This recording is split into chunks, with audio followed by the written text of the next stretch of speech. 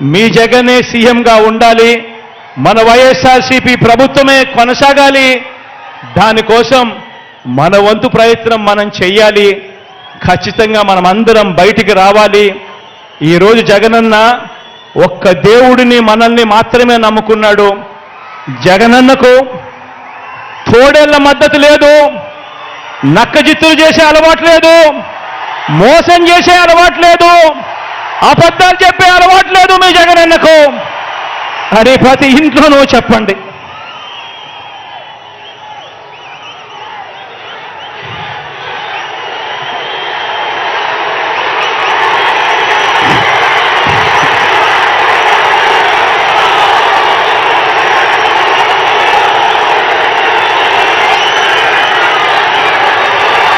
ఒకటి అసెంబ్లీకి, ఒకటి పార్లమెంటుకు, ఒకటి అసెంబ్లీకి, ఒకటి పార్లమెంటుకు ఫ్యాన్ మీద మీరు నొక్కితే మీరు గత ఎన్నికల్లో బటన్ నొక్కి పెట్టెలో బంధించిన చంద్రముఖి బెడద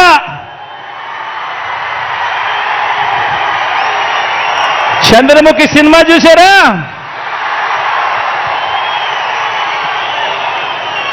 ఒకటి అసెంబ్లీకి, ఒకటి పార్లమెంటుకు ఫ్యాన్ మీద నొక్కితే మీరు గత ఎన్నికల్లో బటన్ నొక్కి పెట్టెలో బంధించిన చంద్రముఖి బెడద ఇక శాశ్వతంగా మీకు ఉండదు. చంద్రగ్రహణాలు ఉండవు. లేదంటే చంద్రముఖి సైకిల్ ఎక్కుతుంది, టీ గ్లాస్ పట్టుకొని పేదల రక్తం తాగేందుకు లకలక అంటూ ఇంటింటికి వచ్చి అబద్ధాలతో మోసాలతో ఒక డ్రాకులా మాదిరిగా మీ తలుపు తడుతుంది. గడప గడపలోనూ కూడా, ప్రతి ఇంట్లోనూ కూడా ఆ ప్రతి అక్క చెల్లెమ్మకు చెప్పండి, ఆ ప్రతి అవ్వాతాతకు చెప్పండి, ఆ ప్రతి అన్నతమ్ముడికి చెప్పండి. మరో విషయం కూడా మీరు గమనించండి, మరో విషయం కూడా గమనించండి. 14 ఏళ్ళు సీఎంగా చేసినా కూడా చేసుకునేందుకు ఏమీ లేదు కాబట్టి, చెప్పుకునేందుకు ఏమీ లేదు కాబట్టి చంద్రబాబు రాజకీయం అంతా కూడా పొత్తులు, జిత్తులు, నక్క జిత్తులుగా సాగుతా ఉంది చంద్రబాబు గారిది.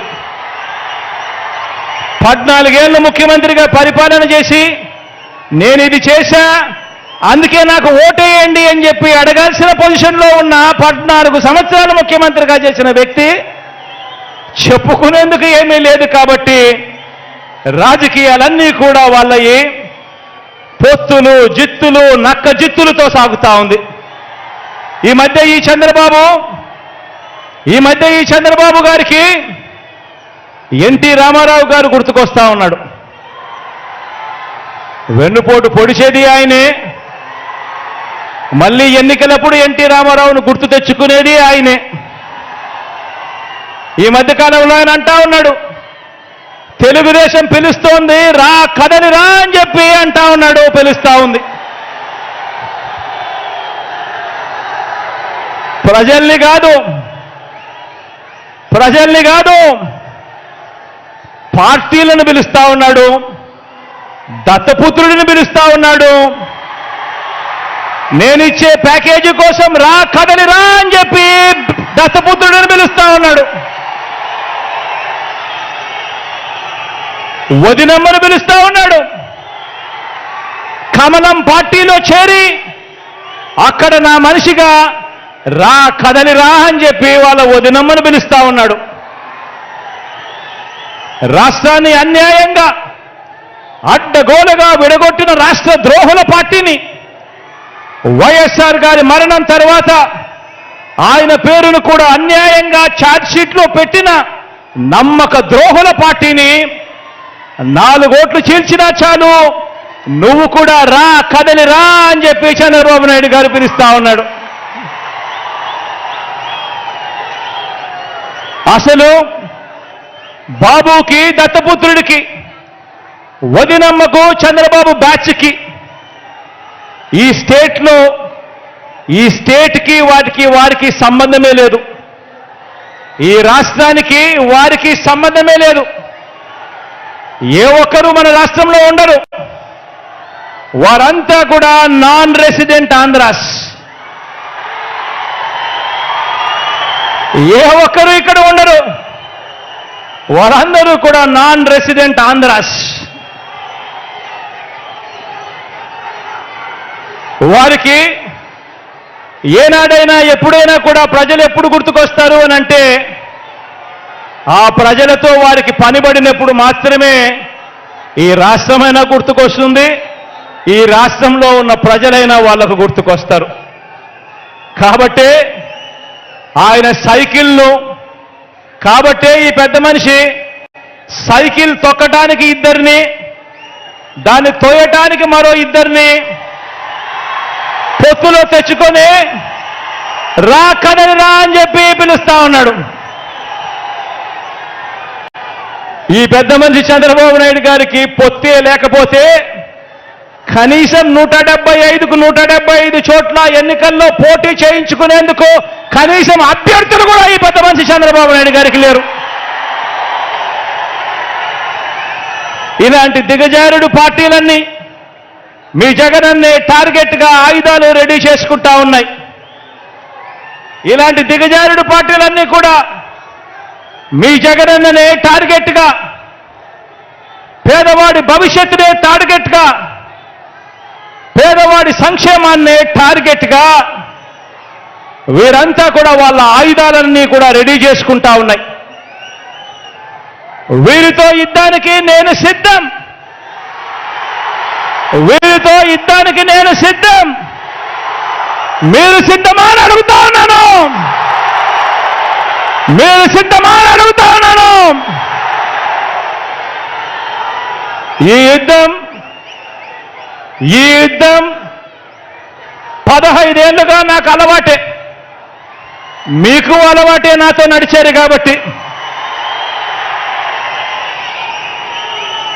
ఇది ప్రజలకిచ్చిన మాట మీద నిలబడిన,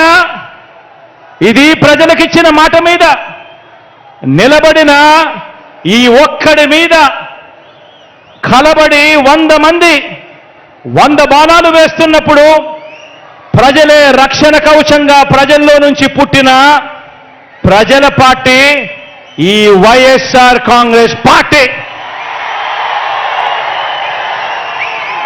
ఆ కనిపిస్తా ఉన్న జెండాకు అర్థం,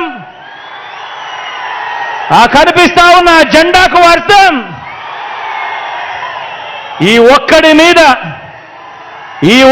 మీద దేశంలో కల్లా బలమైన 10 వ్యవస్థలను ప్రయోగిస్తే ప్రజలు తమ భుజాన మోసిన ఎజెండా మన జెండా.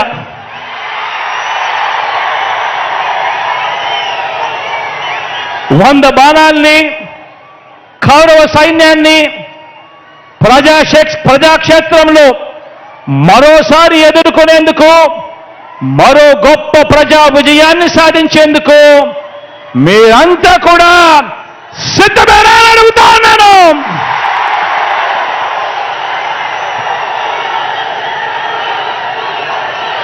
పార్టీని, మీ అన్నని అభిమానించే ప్రతి ఒక్క కార్యకర్తకు, ప్రతి ఒక్క నాయకుడికి, ప్రతి ఒక్క అభిమానికి, ప్రతి ఒక్క వాలంటీర్కి ఒక్క విషయం చెబుతా ఉన్నా.